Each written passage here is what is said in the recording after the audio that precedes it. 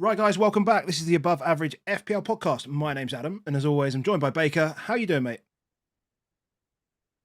I don't know why I laugh every week when you say it, but it's just there's always some kind of drama. No matter what happens, we find a way. Oh, wild card. Yeah. Wild card. I mean, Bad. It got a little better. Oh, I mean, Jesus, mate. If that Newcastle game hadn't have been a clean, like it would have been a total disaster. Like I can't even explain. Like I was basically 25 points below my expected number, like behind the average, if that makes sense, before the Newcastle game started. So had that not boosted me back up, I'd have been basically on a 20-point red arrow, which means, I was literally sitting at 3.5 million before that game kicked off, down from 1.1. I was on a 2.4 million red arrow on wildcard. Honestly, it was just insane. There's some monsters. There's some monster drops. Insane. And if you didn't hit this week, you got done. You got really done. So, hey, look, wildcard didn't pay. Definitely didn't pay.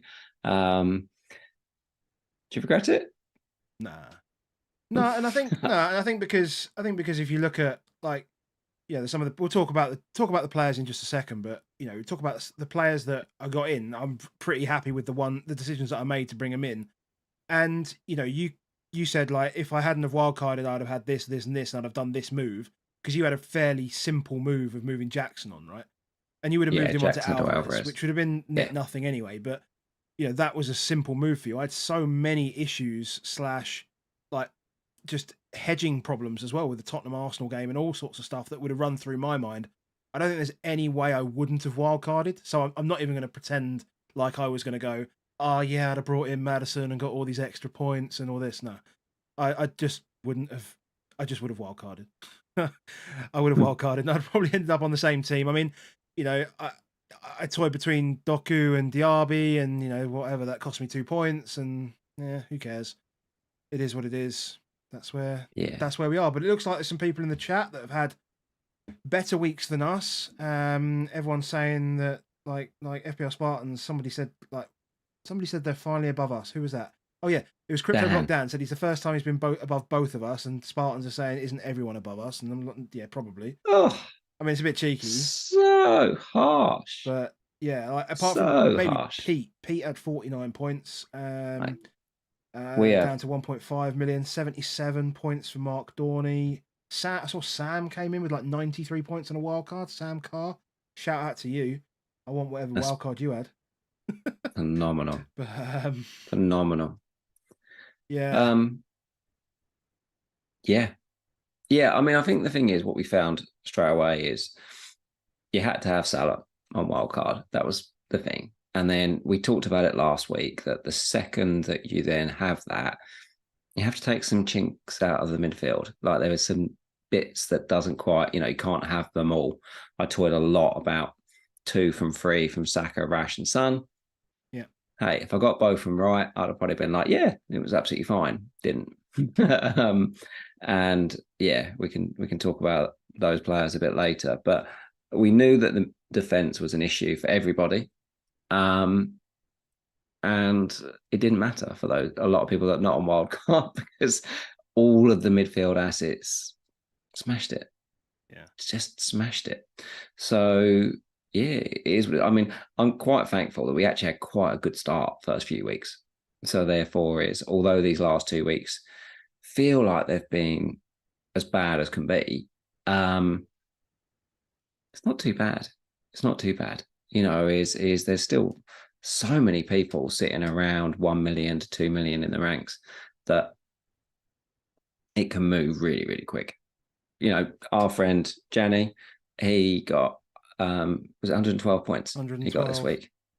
112 points, and he was 2 million Saturday morning, and he's now 200k. So that big week. Yeah. But maybe we don't get another week like that, but it's just a phenomenal week. Yep. Yeah. So should we talk about our scores then?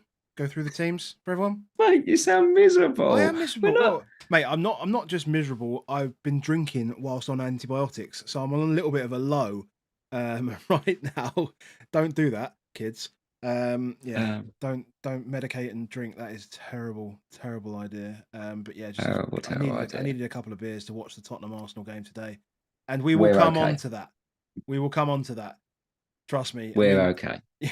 We're okay. We haven't fell apart. The podcast would have started very differently if we'd have won, and I think the podcast would have been lucky to be here if we'd have lost. So no. We always turn up. Just miserably. So yeah, let's talk scores, and you lead us off, I guess. I don't know. I don't really know, mate. I got a 69 on wildcard. Can't complain. So what's that? Yeah, 1.2 million. It's all right. Like at one point, it was doubling my rank again, and all the rest of it. It's still a drop, but it's not as bad as it seems. Obviously, Botman and Cher and Estupiñán did all right. Flecken was horrific. Can't wait to not play him next week. And then the midfielders, Saka, obviously I kept. Rashford, bad. Bumo, bad. Salah, what we needed from Salah. I mean, we really needed a lot more from Salah compared to what some of the others have got. And Eze, hey, that's one of those home fixtures gone, and he did not get it. Yeah. Could have had a pen, but didn't get it. And if he did, it's a 8-point pen. Like, ugh. And then obviously Alvarez got Rodri.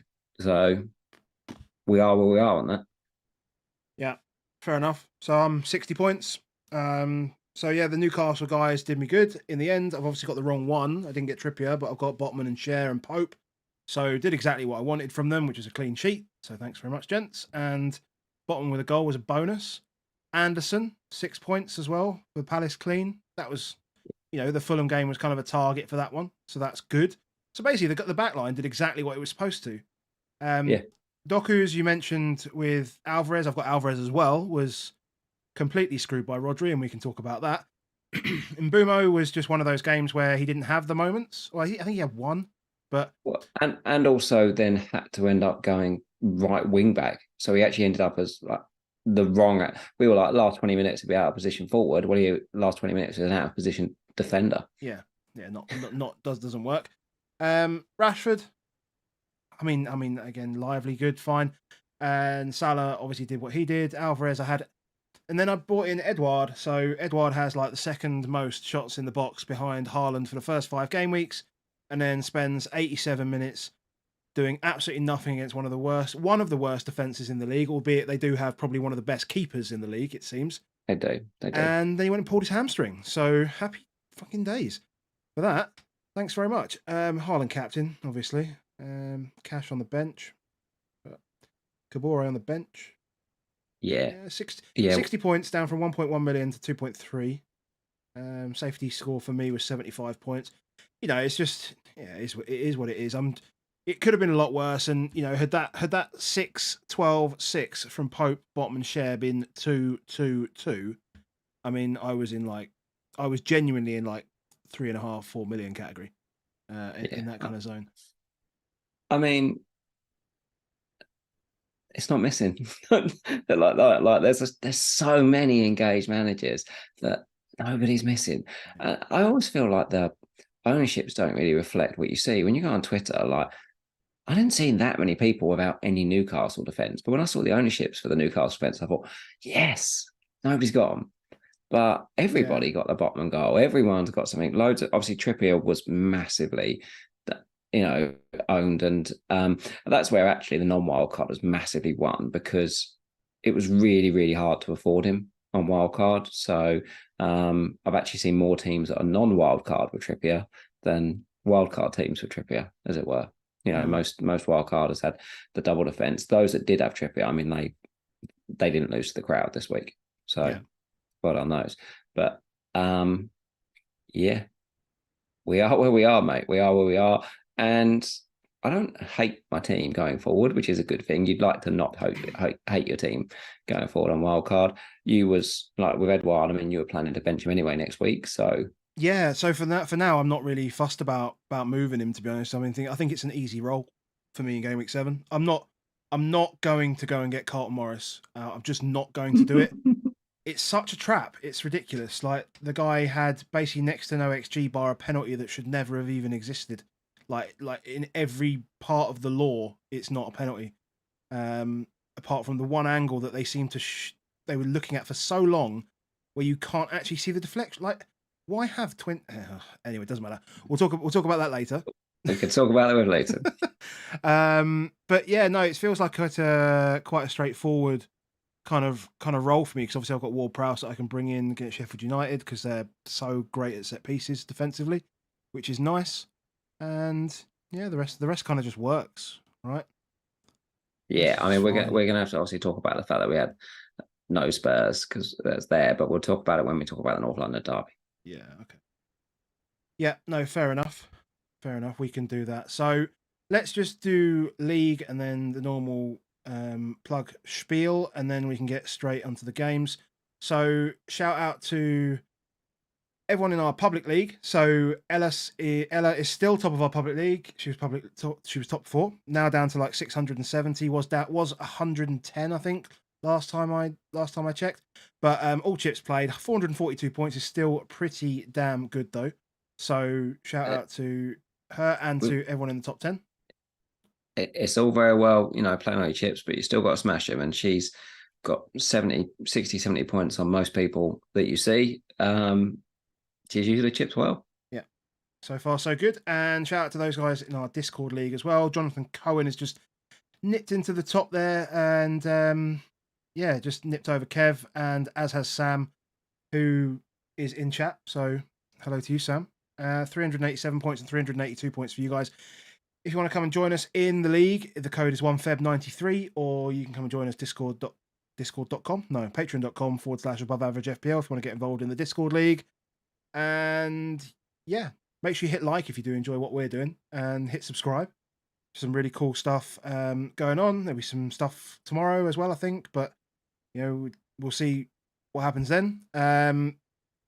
And I think that's about it from that side. I don't think there's anything else to shout out. You're sipping away, and I realise I haven't got a drink with me. Like, I don't even want an alcoholic drink. I just want a drink.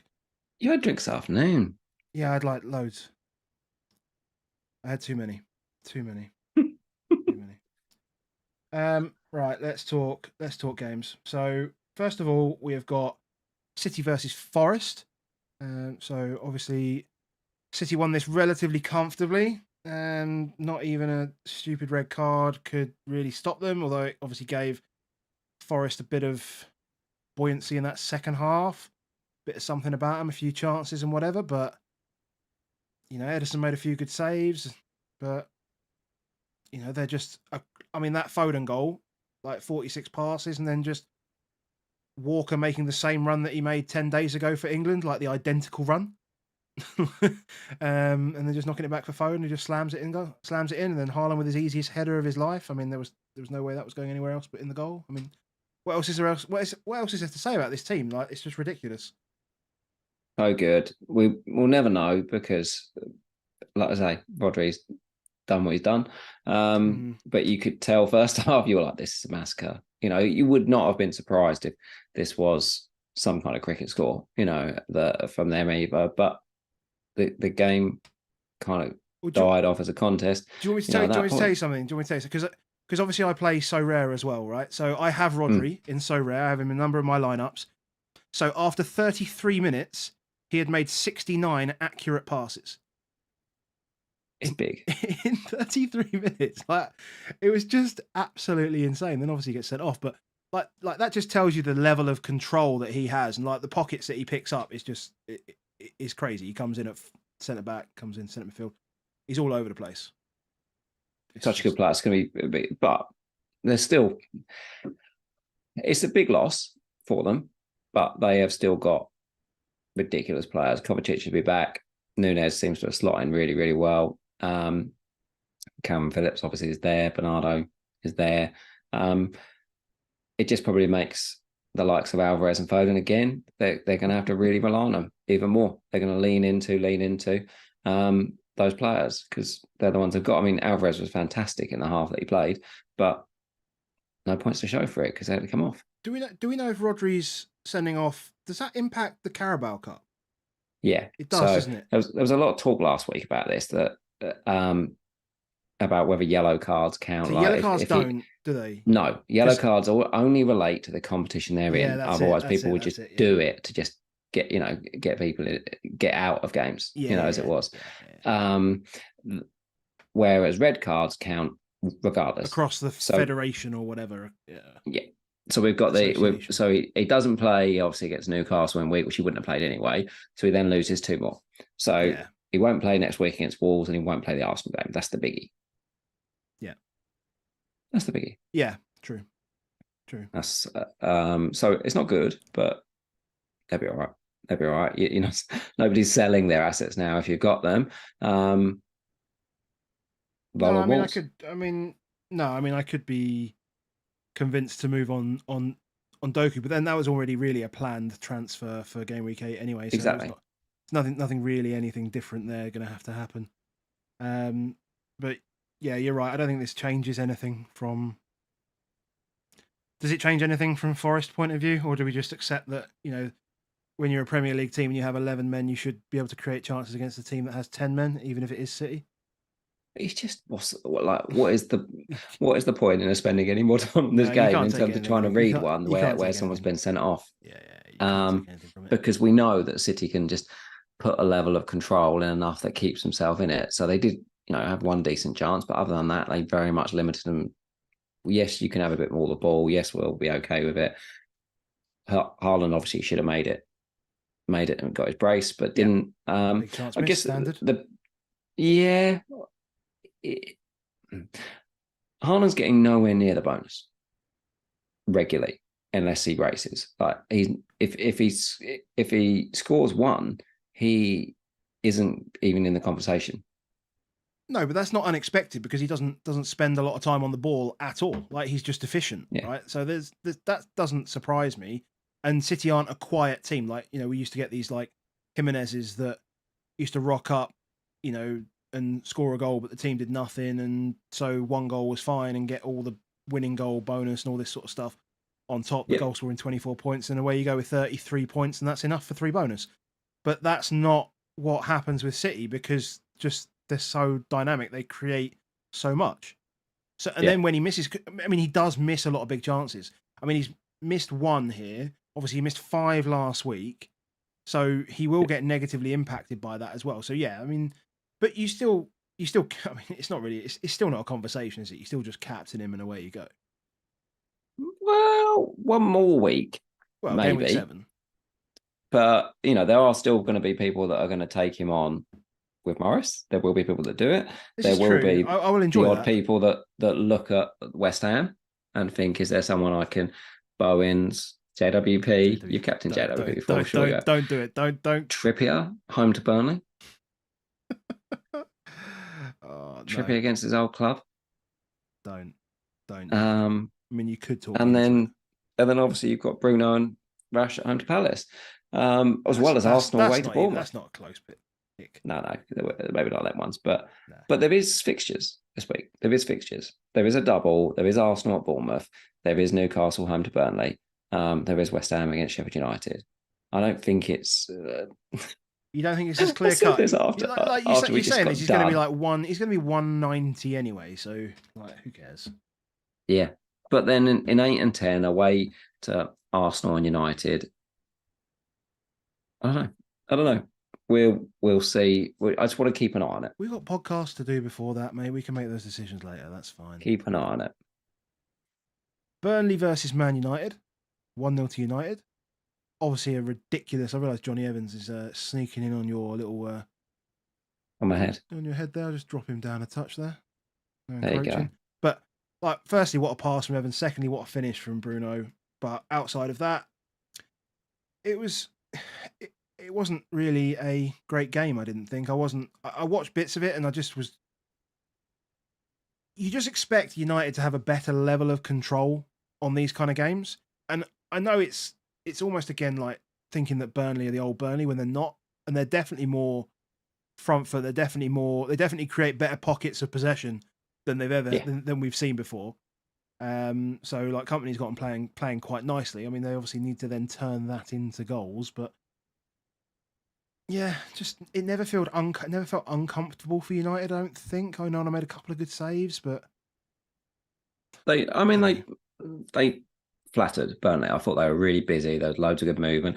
They obviously should have scored that big chance that coming back off the post, and that who knows where that goes with it. I thought they were busy. I thought they were good. You know, I would quite fancy them against Luton next week. Yeah, I thought they were a good team. Bruno obviously does what he does. You know, it's a fantastic. And people will say again about Bruno, we've talked about it ad nauseum on this pod, but when you don't own Bruno, when I'm watching Bruno here, what you notice all the time is how threatening his runs are. They're always in the right place. They're always good. His movement is just unbelievable. There's few players in the league that have got better movement than him. Not the world. He really is a monster in that world, and they don't always find him. So therefore, it never shows up in. It was one great ball from Johnny Evans found him. He shows what he does with it. It's the bit ridiculous, but yeah. Yeah, the bit that I'm kicking myself, I really am kicking myself about it because I knew it midweek. But one of my knee jerks around the wild card is that I had to get Son last week. I had to move out Rashford, not Bruno. And then I watched Rashford last week with his 9 shots, and I was like, and everyone was saying, going forward, these are rash games. And I was like, I can't afford not to have him. So I'd banged the wild card by Monday or Tuesday, and it had happened before that European game. I watched that, and so in my head, I was like committed to I want Rashford. That was just cemented in. I didn't really question it enough. But I watched that game and went against Bayern, and he was deliberately trying to pass, not shoot. He was deliberately not shooting. There was loads of people moaned about how selfish he was and stuff, and it came out and said, and I was like, he has been fully naughty stepped here, and he's deliberately trying to pass. And he's just not the greatest decision maker, Rashford. And so it was like, there's something going on there. There's been he's definitely been naughty stepped by Ten Hag. And then you see, Luckhurst comes out and says, players are not happy with the criticism from Ten Hag. And I was like, yeah, that's definitely Rash's league for it. And then you watched it, and it was the same deal. Yeah, like he was played very with some frustration. undecisive. He played sulky. He looked wrong. He just didn't look right in the head. Like Danny Armate was saying through the game, it's like he's not right in the head in this game. And then he ends up having a crash on the way home. I don't know if you saw that. I saw that, yeah. Yeah, but geez, and I'm hopeful that it's that Rash has taken it badly. I'm going to give Ten Hag the benefit. Obviously, as a narrative that I don't particularly like Ten Hag, I'd like to blame Ten Hag for doing it. But I actually think it's probably more Rashford's fault, this, in terms of responding really badly to the criticism from last week. And hopefully at home to Palace next week, normality will resume. He's great at home. and it'll work out. But I'm jittery. Yeah, I'm real jittery. If he looks like he's trying to do that again next week, well, that's just see you later, Mr. Rashford. But you're obviously now scared because we've got the scars taken out Bruno, and he absolutely nailed you. Yeah, no, I definitely saw you. I think you've nailed it. Actually, the indecisive elements of some of the moments in that, particularly in the middle of that second half. I think when there was one time when he was counter attacking, and it was a case of pass it to, or no, it was Højlund that was through, and he had Bruno on the right and Rashford on the left. He chose Rashford on the left, and he just looked like he didn't actually fancy having the ball. And he just wasn't interested, and it just came to absolutely nothing, and he just gave it up pretty simply. There was one about 75 minutes or so, and he did a little spurt of energy and banged one. Obviously, banged it straight into the defender. But yeah, he then looked like it. I assumed he was about to come off. You know, when you can't quite see the bench on the camera screen, but you're watching it and you suddenly see a guy walking a lot slower, just not really that interested. I thought, oh, here comes his number, and it didn't come. And I was like, Christ, he looked in a really bad way in that game. But Ten Hag needs him, so I'm going to give Mr. Ten Hag the benefit of the doubt this week. They'll sort it out, and and he'll get back to what he does at home. Yeah, there's a comment here. Bruno won't score that goal every week. Yeah, that's he'll put himself in the position to score that goal every week, whether they find him and whether he executes it. But he puts himself in that position every week. Yeah. Okay. So, Luton? Is it Luton time? Luton versus Wolves. Right. Everyone's coming expecting to see North London derby and talk about Newcastle, and we're off for Luton Wolves. We're getting there, mate. We're getting there. Look, you see what it says? Up next. Up next. Arsenal versus Spurs. We're getting there. We're getting there. We couldn't give everyone everything straight away, otherwise you'd all just disappear.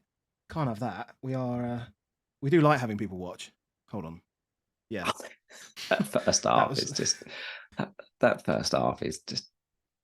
What's the point? It felt like at halftime you're like, well, this is a 0-0. But do you think that was a red card? It did. I didn't like it. Like how stupid. Thanks to the wife, by the way. Beautiful.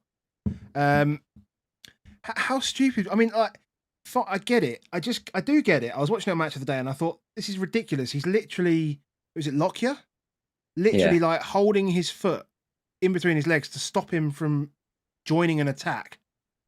And he's just trying to get free, and then suddenly he's rolling around holding his leg. I mean, like, I think this goes back to what, I don't even know what his name is, Sheffield United manager, Heckin Bottom or whatever. He's saying like the refs don't. I still don't know what his name is. Who cares?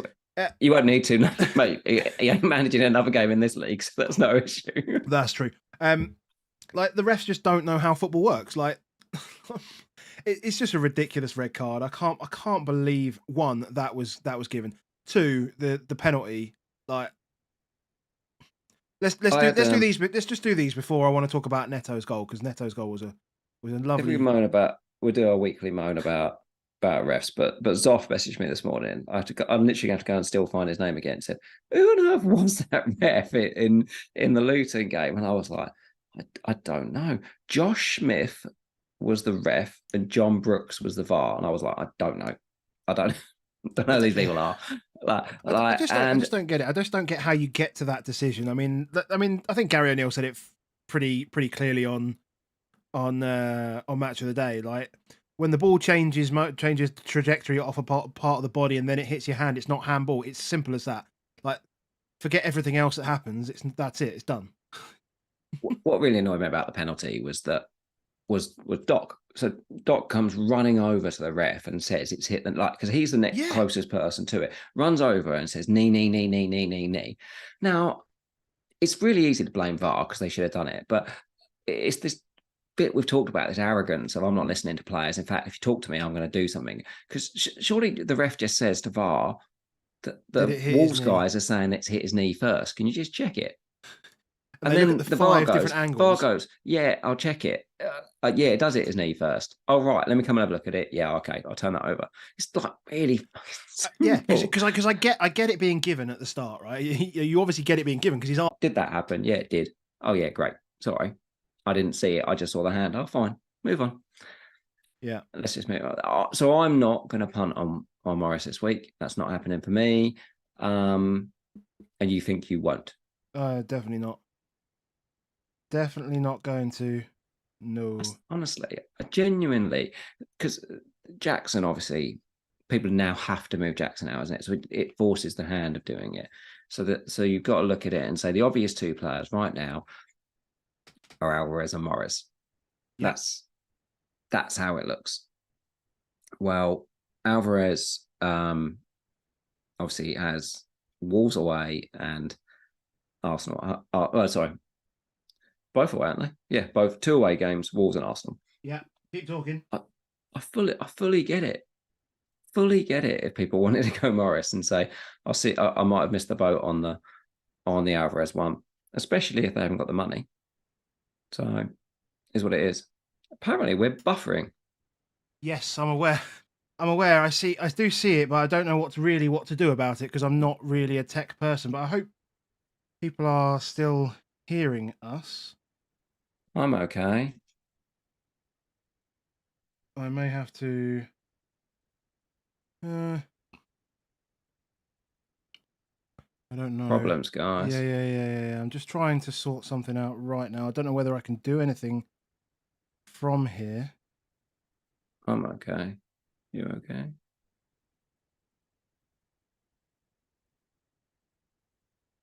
Yeah.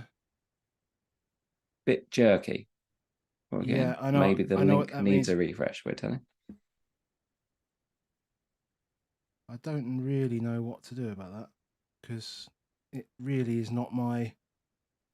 Can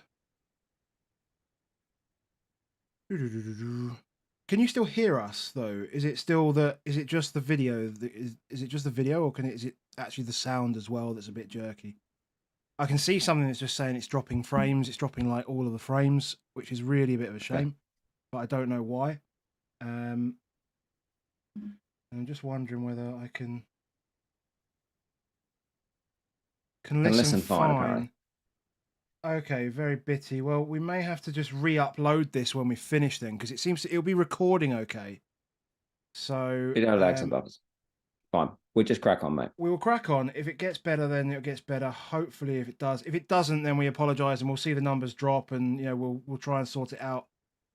For not much you can do about it on the live, mate. But it's if you maybe refresh your link, come back in, and you might need to go back a few minutes as well. Well, it's definitely on our side.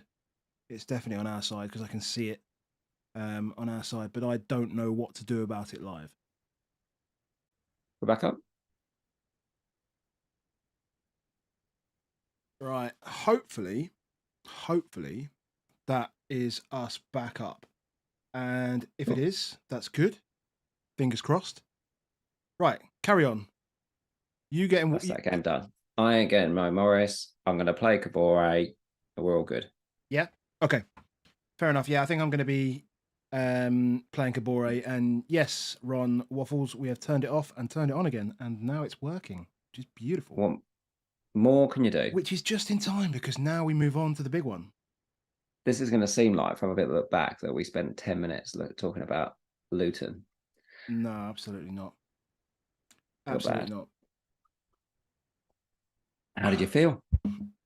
I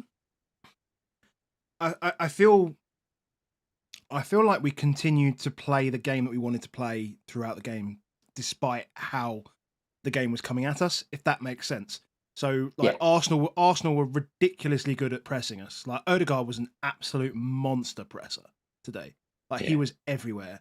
And we made some mistakes in trying to, resist that press and pass through it and pass around it. And we made some errors in that spot. Bissouma made a mistake. Maddison made a mistake. There was another one in there. Destiny was really struggling. Destiny as well, yeah. And as soon as he got booked, I mean, it was a real issue because Saka was just able to take him on. And Yeah, but we continued and persevered, and we managed to break that quite a few times, and we actually created a lot more, being more direct as well. It was our ability to then turn it into like a direct attack, which helped in the first half. Obviously, the second half was quite quiet, and I think the chart here shows that, and it felt like that. And apart from obviously nicking away at Jorginho, we didn't really have much of the second half. And I think to some extent, I don't like to say this, but it's like the double substitution of Son and Maddison. If it wasn't fatigue related, it felt like it was almost not a white flag, but a pretty close to a white flag. We'll settle for a point and move on type thing. It seems odd. It seems odd taking off, effectively your two talisman, your two attacking talisman. I don't get it in this kind of game. Like, I get it in other games, fine. If you want to do that, okay. But I just don't get it in this game. Yeah. And as fans, we won't, right? We won't get it because we want to win the game. Like, we have to win the game. That's how it works. Yeah. I think, just in general, the game was it was a game of moments, in that sense, is that in general it was pretty cagey. There was a lot of set plays where you thought something could happen, but very rarely did stuff happen. But obviously the penalty, obviously the Son, both Son goals were decent sized chances, bigger than their XG in a way. So like once the Son hit those chances, I saw the XG on target and they were both like huge. Yeah. Because they're for him, they're pretty big chances. So, the only real big miss in that really I think happened was obviously the Jesus miss. Jesus miss early on, which would have been would have been huge at 2-0. And some of our players' destiny, as I said, was really struggling. We thought there's no way of making half time at that moment. Like that was a big momentum. And Vicario with a couple of good saves as well. Yeah, a couple of good saves. Yeah, a couple of good saves. And then I think second half, from our perspective, and that's the bit that I'm sure City will look at, is that they need to do something about striker. They need to do something, they've got zero presence. We've got obviously not got a lot of striker. So what we did was get Maddison really, really close to Son, and then he nails it. I feel like they need to find a way to get Odegaard a lot closer to the goal.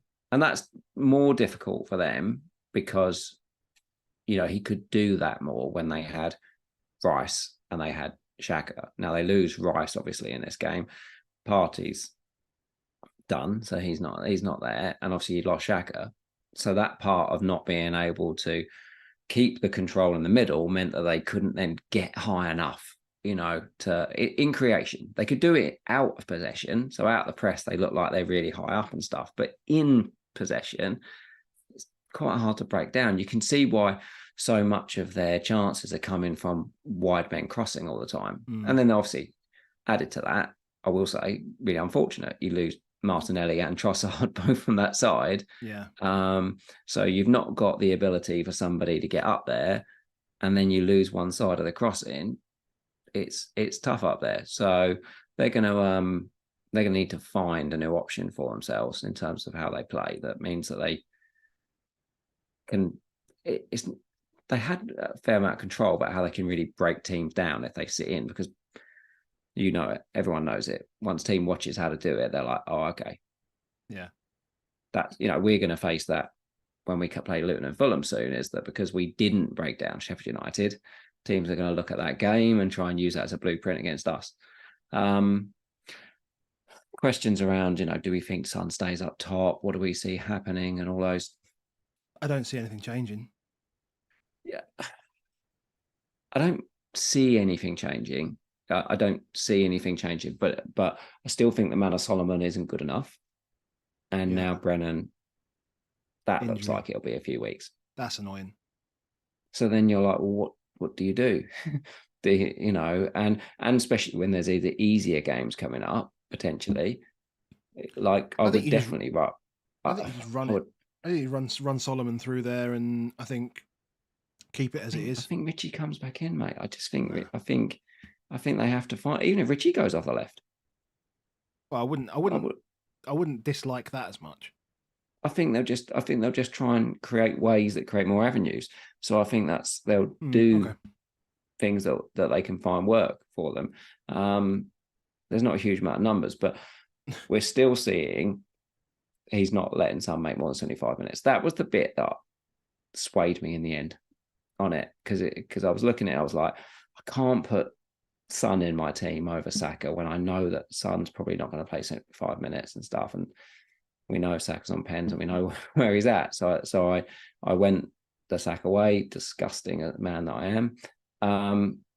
And then the Rashford one was like, I'm looking at the fixtures, so I was like, I've got to do it. But I look at it now and think, hey, if we get another week of, next week again, if we get Son playing at home, because Liverpool, that's the other thing, Manor Solomon. Ooh.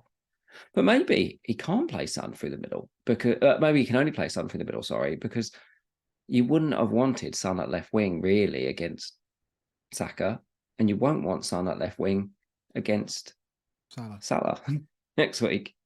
So, but I don't want Manor Solomon either. I don't know what his options is. But Son's great. Madison's great. Saka's great. Saka's great as an FPL option. I have to say it today. Yeah. Definitely say it today. But they scored an own. I'm putting my fan head on here. They scored an own goal, and they got a penalty that was a bit crap, to be honest. Like, I get it. Again, I get it. But like, what else are you supposed to do? I just hate those. I hate those. That one's more of a penalty than all the others we've spoken about. we still expected it to happen though. Like, we expected it to be the pen. Yeah. Whether you like it or not, like, obviously we don't like it, but as soon as it happened, you were like, this is going to be a pen. It's literally the first thing I sent in WhatsApp, wasn't it? I was just like, straight in, this is a pen. This is a pen. This is a pen. And it was weird because the commentators apparently got the news that the check was complete, and I was like, "You joking me? Wow!" Did you not see though? The bit that they didn't talk about in the commentary was that the Maddison foul. Yes, so that was clearly what VAR was doing, because they moved on and they were doing that, and I'm like, so rubbish. Some of the commentary is like, they're clearly checking for the foul. Yeah. So the check was complete on the foul. Yeah, that's what the check was complete for. Now you can go off and do the thing. And obviously, it wasn't a denial of a goal scoring opportunity, because Basuma would have been behind it. Yeah. Cool. They need Martinelli back, obviously, super quick. Yeah. How did you find Brennan? Because Brennan obviously missed that chance in the first half as well. Like, that was a ridiculous save, but at the same time, it was one of those classic right left shanks, wasn't it? He was taking great positions. Hopefully, it's a tweak, and you never know. We might have been back in 2 weeks, but he looked fantastic. Actually, compared to Solomon. I did like him there. To be fair, I did like him I just liked him on the pitch. Actually, he really trusts Kulu. He really trusts Kulu. Like 90 minutes every week. He's doing 90 minutes every week. Just farming him out. It's mad. Really trust him. Mad. Just so tight on midfield positions. Yeah. Oh God, yeah. Yeah. So tight. We got through it. It's a point. It means we can get 4 points out of them this season when we have them at home later on in the season. So we'll take that. And we'll move on from 4 goals to 8 goals. 8. Trippier's face on this is exactly how I felt every time he crossed one in. You were like, oh God, oh God, oh God. Yeah, and our boy, our last man standing FPL team, Pete. Oh my God, he messaged just before the game kicked off. He went, I could really use a Sheffield United draw. Yeah, mate, look at them. No. Well, it's just utter domination. When Newcastle are on it, it's all motivation. You can feel it. Like, it doesn't even seem to matter which of the players are on. I don't even think it's that. I just think Sheffield United are just shit. I just think they're just that bad. Yeah, they are bad, and they are really bad at set piece defending. I mean, the headers are great. Don't get me wrong. The Burn header, I thought, like, because he's being really pulled, and he just held him off, taking it at his ankles as well, wasn't he? well, not I quite thought his ankles, probably about knee height. I thought that was brilliant from Burn. And then the bottom one's like proper striker's textbook, down, perfect in the corner. They were good. They were really good. Interesting in the week when I was, you're looking at these, and at one point I would look like I was going to have to go Burn over Share just on saving a bit of money. And we played ad nauseum about the fact that Share obviously gets a goal or an assist every 6 games or something like that for his career, which hasn't happened for a while. There's a real drop off. There's a real drop off in Share's expected goals, like 0.2 for the season. That's light, and he was nowhere to be seen on the set pieces. Yeah, he had one late in the second half where he kind of curled one, just went over the bar, which is a bit weak. But I mean, for that, was it the first goal? Wasn't it the second goal for them? The Burn goal was because that ball hit him in the arm and then was saved over the yes. Over the thing, but that was, so if they give the handball, which looked like the ref was right there, I didn't really understand how that wasn't given, and then he doesn't get that goal. But Trippier, it's just his delivery is just so good. That cross for Wilson was just delicious. Yeah, just delicious. Like there's a perfect angle of it, and you can just see the backspin as it's coming over the bloke's head. If it just gets over and then starts dropping, and you're like, man, Callum must love that shit. The last time Share got an assist? When? Tottenham, 6-1. They beat us 6-1, didn't they? They did. You got 2 assists in that game. 2 assists. Yeah. So they're big. Whether let's just assume it's Wilder or Warner or something like that, in that bounces. There's going to be a few that are going to look at. You've got Ward-Prowse, and obviously you're definitely playing, but there's going to be a few that are going to look at Ward-Prowse. They're going to look at Bowen next week. You can't blame them, but you need to be thinking off the back of it. What do you do next? You just leave it, So I think with Bowen at that price he is over 7 million. You need to plan where you're going for it. So if you've got enough money and you haven't got, say, Maddison, and you could go Bowen, Maddison, I get it. But Ward-Prowse is cheap enough that you could just leave him. Because as soon as that fixture run goes game week 10 and you've got Everton, Brentford, Forest, Burnley, Palace, it could be marvellous at 6.2. Yeah. It could be marvellous. Newcastle, God, you want to piece the attack, but it's still so hard. And everyone scores different.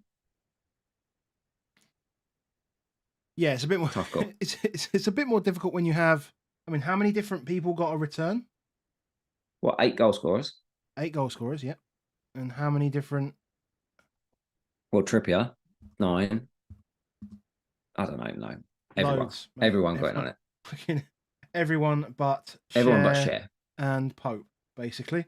Everyone but Share and Pope got involved, which was. Trippier got 3, Anderson got 1, Bruno G, Gordon, Longstaff. So just Anderson. Was the other one? Yeah. If you've got the money, I mean, if you've got Chilwell and you can easily get to Trippier next week, do it. Oh, God, yeah. Botman comfortably over Share, though. Don't think about it that, I've got the money. If you've got 5.5 and you're thinking, I'll go Share because it's there, Botman is the goal for it. And Botman's BPS is just ridiculous compared to the rest of them. Like he's knocking out 16, 17, 18 on the baseline every week. He is a monster. But another 20 odd today, whatever it was. Oh, he got the goal, didn't he? But 12. 28. That's 24. 16 today. Burn with 18 honestly, today. He's doing that every week. So he's averaging a baseline every 5 minutes for the season. That's pretty good. Huge. Like, don't muck about. Just get on Botman rather than Sheff. Yeah. Brentford versus Everton. Twitchy on Brentford. The second we bring him in. Boomer, Flecken and all sorts of stuff, yeah. So I don't know. This Charlotte, this kind of result was coming though. Like an Everton win was coming. Like it was coming.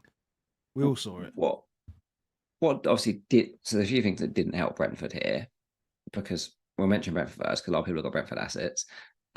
Charlotte gets injured in the warm up, taking a shot, rolls his ankle, taking a shot. So then Lewis Potter has to come in, which means that they're an attacking option down immediately.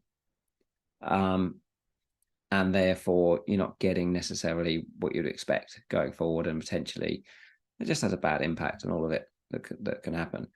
What we've seen is Hickey now has gone over to left back. Yeah. And therefore, you've got Roslav on right back. But if he's not very good, hey, guess what happened? I was thinking, if Sharda was fit, I imagine what would have happened if this was in this game would have been that Lewis Potter would have played left wing back and Hickey would have gone right. I think that's probably what happened. But he couldn't send Hickey back because Lewis Potter's now lead on the left because Sharda's not there. So therefore, Bumo is the willing servant of doing what he needs to do. So I don't necessarily think we're going to see, they need to find a better option than that. Obviously, this is not the right option, is that you send Bumo just to right back. But they've got to do something. If they don't, then, well, Bumo just can't have a right back penalty taker. No. You can't. You can't. So it'll be a very quick, easily remove. But he's got Forest and Burnley in the next 3. You see how that plays out first. I wouldn't knee jerk it yet, because I think there are factors into this that potentially altered Thomas Frank's plans. It's a real series of events.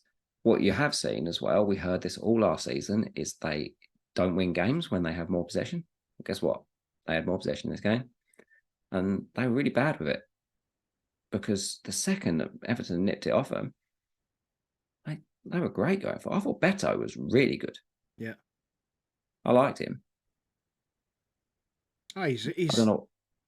He's definitely good at holding up the play. I thought Garner was good and busy in the middle as well. And I thought, is it Garner Gay? And yeah, I mean, he's a good battler in there as well. He just won so much high up the pitch. It was just a top player. I mean, that's the reason why I went to PSG and the like. I never ever. I just don't get Decore, because I just think of Decore as like a defensive midfielder.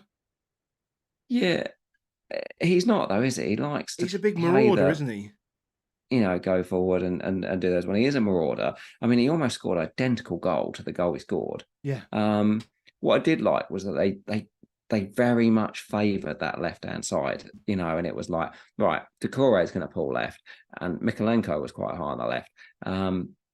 They've got McNeil, obviously, was there on the left, and they were like, I'm just going to dominate you there, because actually what you've done is you've lost your right back. You put Hickey over there, you put a makeshift guy in that's just come in, and we're going to go at you from this side. And I thought it was really good targeting, and they did a massive number on him. Yeah. Anyone who got the taco haul? Poor Rocky. Rockstar had him on the bench, and obviously Chilwell comes on and gets a nil pointer, which blocked it. Ouch. That is an ouchie. But obviously, we assume that Calvert-Lewin is the number one, and he will come in. But just my word of caution with it is, Dyche is really loyal. Like, he's really loyal. We've seen it before, where loyal to Jay Rodriguez when you think Chris Wood's going to play, and vice versa, and so forth. He likes more complementary strikers than just bung 2 up there that are the same. So I think a lot of people think with DCL and Beto are going to play up top. Don't know. But you really want to listen and try and find out and try and work out whether that's the case, if people are considering that, because they've got 2 great home games. But I would be nervous, because I don't think Beto did anything wrong to lose his place, and they spent a lot of money on him. Yeah. But yeah, they if you look at the pass, they absolutely did a number on that left hand side. It was really clever with Beto and Decore, as Ed McNeil and Mikalenko. So fair play, done him. Done them good. Well done, Everton. Well done, Dosh. Move on. Yeah. Because there's so many points this week. We're moving so into... many players. Yeah. With so many points. Like, we were shocked. We looked at this beforehand. But, you know, Mitoma, I don't know many people that have got Mitoma.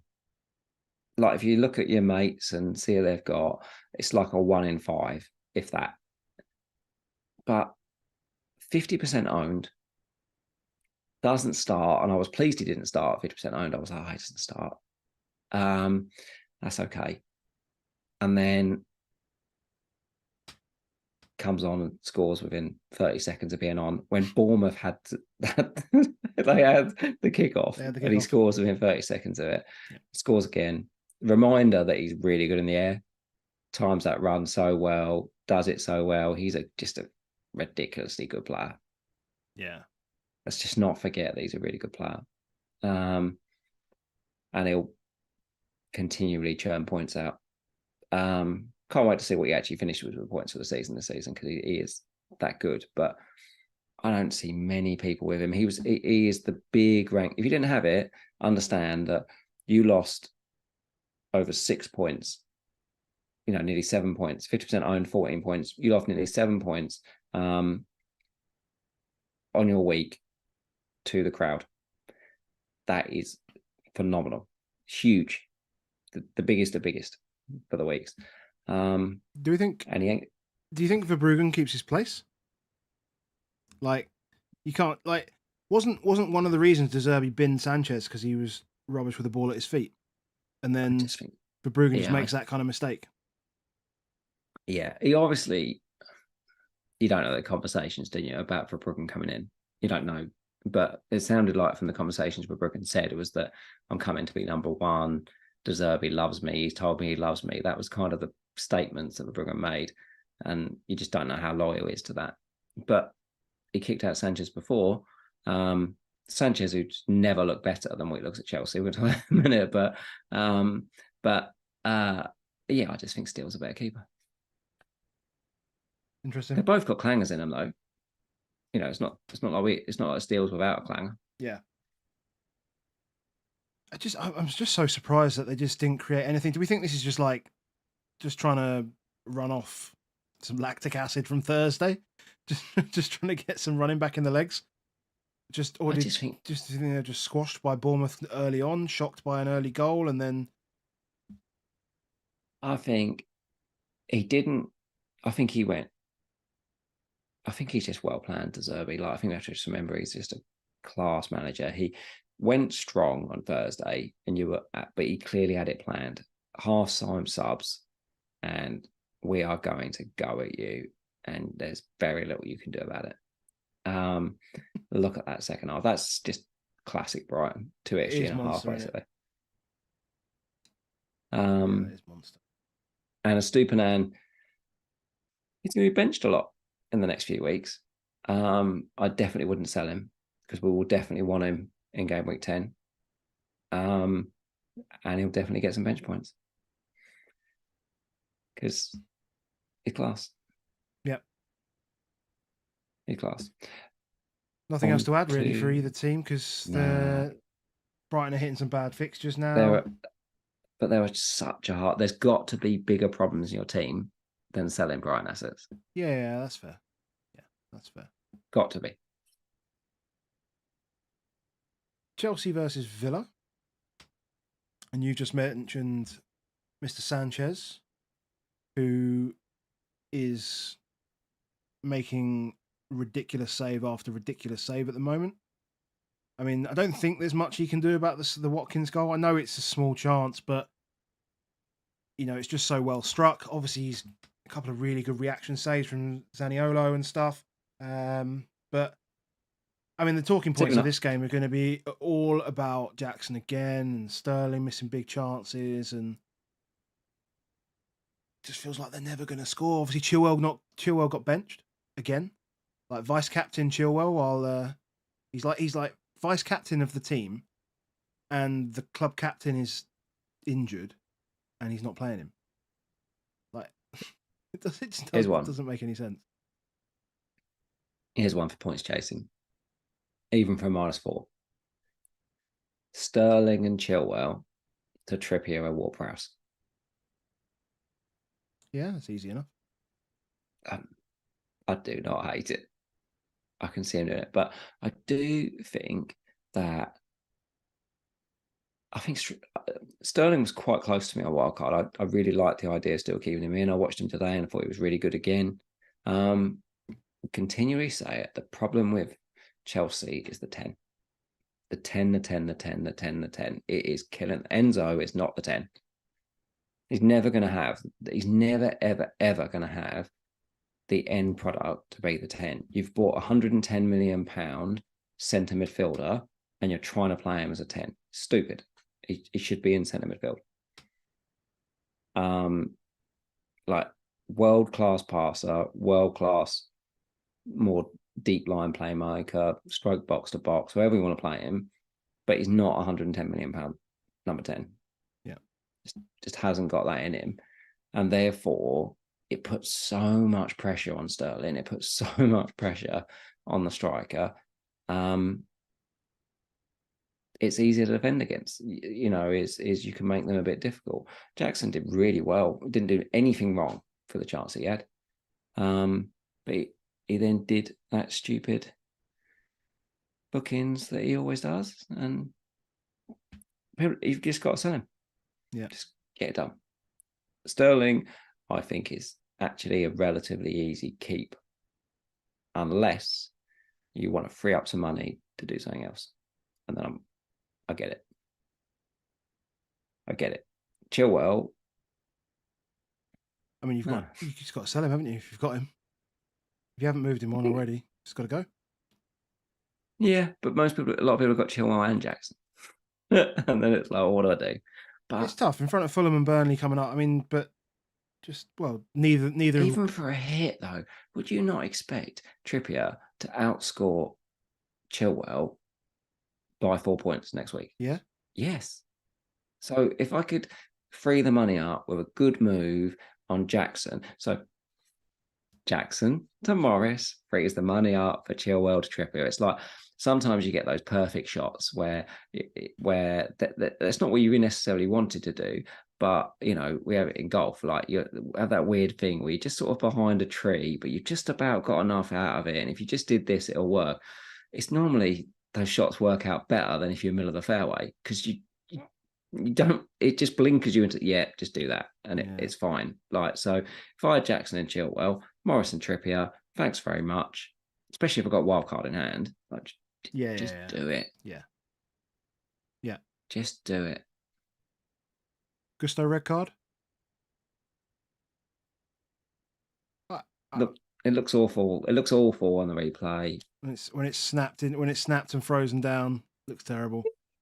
It's what it is. It was unlucky. I think it was unlucky to go over the ball, but once you go over the ball, then you're screwed. You know what's coming. It's coming. You know what's coming.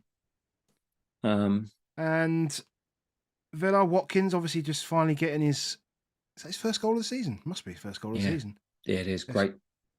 It done really well. I mean, the RB owners would be like, "Oh my god!" But like for me, who's not a DRB owner, was like, "Yes, Thiago's touched it. No assist, no assist, no assist." That's not helped Sanchez either, is it? Because you faint. It's like a fainted shot, isn't it? You've shot, he's moved, and then it's like, "Oh no, I'm shooting again." Yeah, it's just class work. Matt Cash on our bench. He's a hard bench. He's still involved loads, mate. Still involved loads. Liverpool, West Ham. 2 more to go. Liverpool, West Ham, then Palace, Fulham, then a few questions, and then we will get out of here because it's whatever time it is. 9:30, just after? 9:30, yeah. So, Mo gets... Hold on. I haven't actually put in the Liverpool versus West Ham chart. There we go. That's better. There it is. See? So Mo gets top bonus in a 3-1 win. When a striker scored, a set piece, well, it's not a set piece, and Bowen scored and Josh scored. Jota's not a striker anymore, though, is he? Because he swapped with Gakpo. Nah, and he's off the bench. So and he's off the bench. And then Nunes, this is the kick-off. This is Nunes. Salah is that Nunes missed 2 big chances that Salah created. So that's a 12 point swing. 6 points for 6 bonus for 6 baseline for Mo and -6 for Darwin. Yeah. Yes. But West Ham were all over him first 20 minutes. They were all over him first 20 minutes. It does show that their first, obviously, 15 minutes, we'll say, because obviously there's a penalty. But up to that point, but it only looked like it was going to be West Ham score their first goal. They were good. Not stuffing out of them. Game sort of meanders. And then some better chances, and West Ham died, really, in that second half. Maybe that's, just legs. Thursday night. Yeah, legs a bit. But then, like, Liverpool had legs as well, right? Yeah, they could afford a bit more. But the good thing about, because look at it, the good thing is they take Nunes off. Like, you've been battered by Nunes, and then Nunes comes off, and then there's Jota. Yeah, that's tough. That's hard work. And obviously Salah never stops, just goes. And now they've got much more drivers from midfield. Craven Birch came on, I thought it was good. So yeah, but honestly, the stats probably don't do West Ham quite justice. They were in the game a lot. They really did feel like they were in the game. What I noticed is in attack, I was like, who's this number 7? Must be Bowen up with Antonio all the time. It looked like a 2-pronged attack all the time. The ball rarely got to the number 7 up there. Then I was like, oh my God, actually, Bowen's the right, and Ward-Prowse is the closer one to Antonio. He was so high. And it doesn't really play out if you look at like touch maps or even next year. I think he had 3 chances created, but that's really just a set piece stuff. But he was in the right position all the time. If they could just have found him, he was up there. So I'm a little tempted to go, because I've got Eze. JWP curious. Yeah, do you chase it with Sheff United being so bad? An extra transfer would be lovely, and obviously we know that Eze's got a good fixture in 8, and it would mean benching Cash probably next week. But he was in some really good positions, and maybe if I think that JWP might be a long-term hold, I can just leave him around. Then I'm not rolling out it. I'm not rolling it out. Okay. I mean, I don't mind a cash bench next week anyway. Obviously, they've got Brighton. From Liverpool, Darwin. Darwin. LR always says this. Late Riser always says this. Mo's a better asset when Darwin plays, because he'll always get big chances. He'll always, adds to his assist potential all the time. Does add to his bonus potential all the time. Putting it through to Nunes. What we're not seeing from Mo still is huge XG chances. Obviously he'll have it from a penalty a day. He had 5 attempts in total, I think, but because he's kind of being a bit more efficient, it's okay. It's brilliant. 10 points is good every week, but understand that when you own Mo, it probably limits you in a couple of other places. That's what we found this week, isn't it? So we had our 10-point Mo, but then we had a couple of like 2-pointer midfielders when everyone else has got those 8 millions that have got 10-10-10s. Yeah. Everyone's going to be there, though. Everyone is going to be there. Oh, yeah. They will. But it can hurt. As we've seen this week. It can hurt. It can hurt. Like we've got the wrong 9 million guy. Like this week we had the wrong 9 million guy. Like it wasn't just that we got.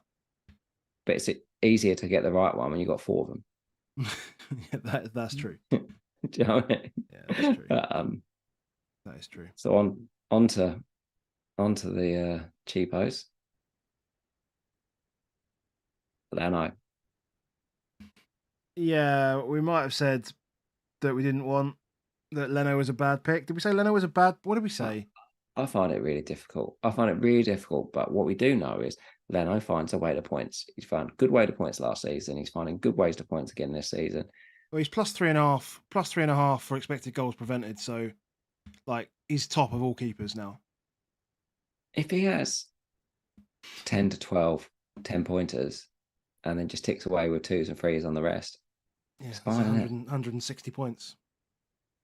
That's how he does it. How he does it.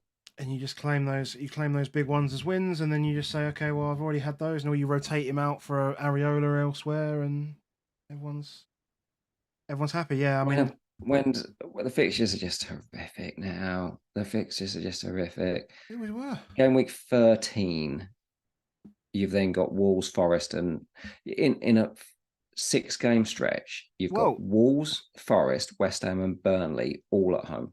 Do you think he's going to concede next week? Yeah, but it's the games around it. The next couple are okay. Next two are fine, and then it is into a gauntlet, basically. Yeah, when it's got the Tottenham, Brighton, Man United, Villa, it's getting a bit more icky. But game week 13 onwards, the later you go, I think if I was doing it again, yeah, I'd have done it. Just, it's hindsight, because I think Areola is great. Yeah. Because that's actually, but as soon as you start moving the Areola ones in, I mean, yeah, you go from 10, like a wildcard 10, Areola, Leno is just ridiculous. It's ridiculous. Everton, Brentford, Forest, probably Wolves at home, Palace at home, Forest at home. Do you know what? Now I've looked at it full stop. Palace. Yeah, if I was on wildcard this week, no, I'd just do it. Because you can go Palace, Sheffield United, Villa, Everton, Brentford, Forest, Wolves, Palace, Forest, West Ham, Wolves, Burnley, Bournemouth. Wow. Yes, it's so stupid, isn't it? Why didn't we see this? Well, it's fine because I've got Pope, mate. It's not a problem. I don't care. I got Pope. I'm all good. Maybe I should just go Flecken to Leno. Maybe. Bloody Flecken. Maybe that's the way. I'll save it. I'll save that. Maybe that's the way. I'll save that for a few weeks. Cool. Yeah. Eze, should it have been a penalty? Probably not. That was a weak one for me. It's weak, but it's one of those where this is the thing with a lot of things. Because the Kanji doesn't get given, then I saw loads of Man United fans moaning about the Johnny Evans goal. Because you're like, hold on, but that was. So it's like, oh, we want. Yeah. And then you look at then other ones this week where you see that the Luton one gets given. And then I'm like, well, this is much more of a penalty than the Luton one. So I now feel robbed because I own Eze, because he's not anywhere near the ball. Harrison Reed has just pushed him over. Yeah. But it's like we then start really wanting those chances. Yeah, we have to remember they all should be decisions in isolation, right? So yeah, like, in isolation, they're definitely not related. Different refs, right? So yeah, and that's the issue now without Edouard. Yeah. Is it that what we don't know, and this is why I have to try and work from around, is it now that just Edouard is such a big deal that Eze is going to be useless, or is it going to be that Eze steps up even more so as a talisman? But they just never put. Look at these. Remember that we talk about this often. This table isn't to scale. It's the world's worst match, like 0.5, 0.6. I thought Johnston had a really good game. Yeah. But when you look at it, you're like, yeah, he did have a really good game, but he only saved 0.7 XG during the whole game. You should do that. Yes, that's fair. You should do that, really. But I thought he was good still. I thought Johnson had a really good game, and unlucky not to get a top bonus because Vinicius had a shot late on, which would have been the 6th save, which would have got an extra save point and probably would have put him top bonus. But it then got flagged offside after the shot. You were like, ugh. Yeah. Well, that's us. That's us. Yeah, I was just having a quick look to see if there was any news on Elise, but he's had a setback. Setback. So he's worse. Out for another month. So I'm like, which is a pain. Yeah. So maybe when everyone's got the fire, not on wild card of Chill. Most people have got a Chilwell or a Jackson or both. When everyone's got some form of fire, I'm like, do I just take a punt on Ward-Prowse? Maybe, but don't you want to change your keeper? Not now, because I was playing Ariel anyway, wouldn't I, this week? Yeah, true. That's true. Fair enough. You can do it next week. There's no benefit in doing it now. And I'll probably play Areola in 8 as well. I mean, home to Newcastle is not good if they'd done that, but home to Newcastle, maybe after Europe or between, it might be a good amount of saves. Yes, exactly. And then Flecken gets home to Burnley in 9, and then it'd be Areola anyway in 10. And then by sort of 11, you'd work it out. So I'll probably never get around to it. Cool. Good.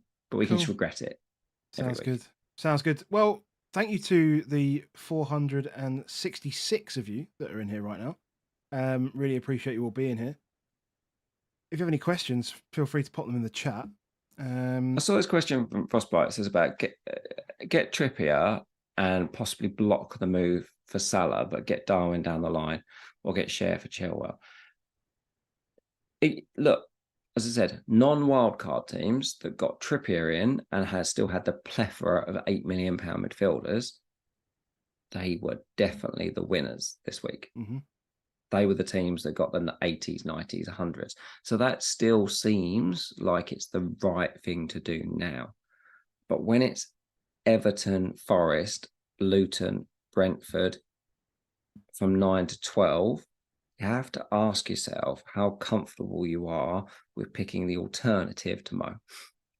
And also how open you are to captain Mo. So when Man City in 10 are away to Man United and Liverpool are home to Forest, do you want to captain Mo?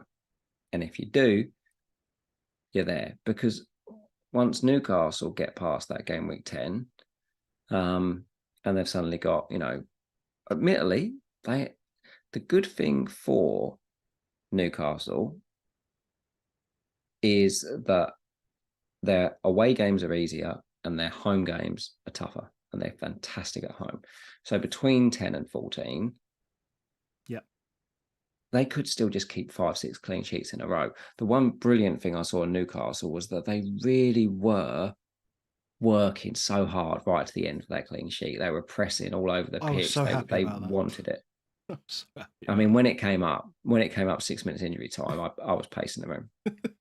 How is it ridiculous, this game, that at 8-0, I'm pacing the room? Yeah, it's ridiculous. For 6 minutes, I was genuinely counting it seemed like the longest 6 minutes of my entire life. Just blow the whistle. Yeah, so, okay. Next question. Someone's saying, is there another question? Would you bring trips for Gvardiol? Yes. I would if you can afford him.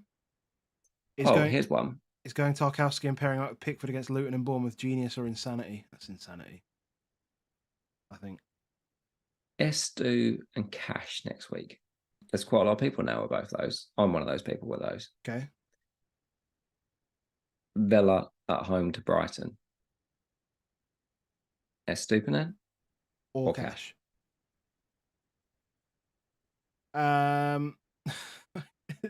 It's so different. I would probably play Estupinan. Play Estupinan. Because if Brighton got... who have Brighton got in the week? It's Carabao, isn't it? Yeah, but who? It doesn't matter. It does. They won't play him, mate. Lamptey didn't play today, did he? So they'll just roll Lamptey out for Estupinan. They'll give him the week off. Don't you worry about that. Okay. I think so. But that'll help make people's decisions up anyway. But the thing on Cash, right, is he got the clean today. Fantastic. He got in some really good positions. He could score goals, Cash. Could always score goals. But he has to score a goal to get in the bonus. Has to. He's comfortably like miles worse than the other defenders in Villa for baseline. So that's because he gets big chance. He gets chances and misses them. That's why. and doesn't do any of the rest. He actually doesn't create. Cross, he just shoots. Doesn't create. Doesn't pass. Doesn't do any of the stuff. He just so he's just miles, like as bad can be on bonus. He could even score and not get bonus if they get a clean. But a Stupinan can score, a Stupinan can assist, and a Stupinan is brilliant on baseline. So you have every single way to points, and a Stupinan about 80% owned as well. So it's a real brave thing taking on a Stupinan. I currently have both benched, but that would be playing Eze. And if I brought in Ward-Prowse for Eze, I would bench both next week, and I bloody hate it. I bloody hate it. So so I'm hopeful that maybe I just hold faith, bench Eze, and I'll play one of them. But which one I play, I'm still not clear. I've assumed I'll play cash. But the more I thought about the way that just a Stupinan finds way to points, if he has the week off, much trouble. Fair enough. And it's even more fun because they're up against each other. Like even down the same side. Yeah, it's going to be fun. Yeah. But I can't see Brighton keeping it clean. This is the thing. I could, but then can you see anyone keeping it clean versus Brighton? No. I can't see either team keeping it clean in that game. Well, hence why I'm currently playing Kabore over it. Yeah, no, I think that's one of the few times I think I would choose to go Luton or Burnley player over someone like that. I mean, I'd still probably want one of them, but you'll pick the wrong one, whichever one you do, right? You'll pick the wrong one. Yep. Just how it works. Other questions we've got. What about Rashford? We talked about that. If you go back, look at Man United one, we talked about Rashford a lot. Chelsea away in the Carabao. I don't like it, Rashford at the moment. No. But he's our cow. He's a cash cow. He's just money. If we want to go to Son, or if we want to go to Maddison, or if I want to go back to Saka or whatever. But you know that come game week 8, like he's still going to look at it and go, well, he's got Sheffield United in game week 9, and then he's got Fulham in game week 11. But still, when I go, but I still. And then he's got Luton at home in game week 12. Yeah. Like he won't have to show a lot, but we just say we keep him. Mate, if we don't have any Spurs for Luton and Fulham, I'll be shocked. Oh, we will have Spurs. Yeah. Which is probably why we should roll transfer, because we will have Spurs. Yeah. Yep. I agree. Yeah, if you're a wild card in today, you'd have Son over Rashford all day long, even with the fixtures now. Yeah. Like that was a tight decision for me, and I regret it. Anything else? I think that's it, really. We're good. Just keep an eye on prices, because FPL statistics are apparently showing some mad potential transfer activity tonight. So haven't looked at it myself, but apparently. Or should we pull that up very quickly? Not on the screen itself, but I can just Botman, talk about it. Son, Gordon, Walker. How quickly did you have that up on... I'm good. Did you have that on chat, or did you just have it there? No, I got my iPad in front of me. Diaby, Salah potentially, Areola potentially, Trippier potentially, Morris potentially. Yeah, there's a lot of players, and obviously going the other way. Going down. Chilwell, Bernardo, Perisic, Damsgaard, me, Trent. Interesting. That thing we said about there's going to be a lot of players that actually have to hit tonight to get Chilwell for Trippier. So there's going to be people that do a -4 tonight to do that move. Because look, Morris and Trippier are going up. That's the move, isn't it? Jackson to Morris, which affords you Chilwell to Trippier. Yeah. So if you want to do that move, you need to do it tonight. Huge. If you want to do that move, you got to do it tonight. Yeah. Right. We are leaning on like an hour and a half now, so let's call it there. But again, thank you to everyone that's watched. If you've liked it, then hit like. It's really, really easy to do. There's a little thumbs up button just below where you're watching us, I think. And if you want to subscribe, then make sure you hit subscribe. If you want to support us, that's the best way to do it. To be honest, we mentioned the Patreon, but really, just hit the like and subscribe, and we will love you forever for it, etc., etc. Yeah. So all in all, shit week, but we move. and the team looks good for next week, so we're quite happy. And we roll out. We roll out every Sunday night. Every Sunday night, and we'll figure out when we're going to pod in the week. When's the deadline? Just come on, you definitely got FPL up already on your iPad because you have everything in front of you straight away. I can tell you. Oh, we got 11 o'clock Villa Brighton as well. Oh, let's go. 11 o'clock on Saturday, yeah, Villa versus Brighton. Okay, fair enough. Cool. So much better for us. That we've got what we got. Oh, we've only actually got 9 games for time we pod next week. God, we can do family stuff next Sunday, mate. We can volunteer or maybe try and get some golf in because the only Sunday game next week is Forest and Brentford. Brentford, yeah, that's definitely magnificent. It's a golf day, isn't it? That's definitely a golf day. Sounds good. On that note, mate, we're done. We're done. Right. Catch you later. Bye-bye. See you later. Cheers, mate.